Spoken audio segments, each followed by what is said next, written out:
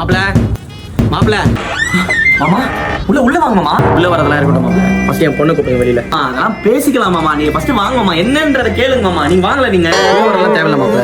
தினம் என் பொண்ணு கஷ்டப்படுறான்ட்டு கால் பண்ணி அழுவுறா என்கிட்ட. அதனால அவளை அனுப்பி வச்சிருக்கேன். நானே பாத்துக்கிறேன் அவளை. என்ன மாமா பேசுறீங்க? ஃபர்ஸ்ட் உள்ள வாங்க மாமா. பேசுறதுக்கு அதுவும் இல்ல மாப்பிள.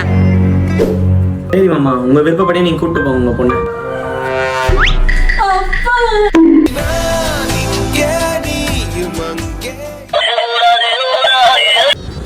ஹலோ சொல்லுங்க மாமா. ஐயோ மாப்பிள மன்னிச்சிருங்க மாப்பிள அன்னைக்கு உங்களுக்கு தப்பா பேசிட்டேன் மாப்பிள.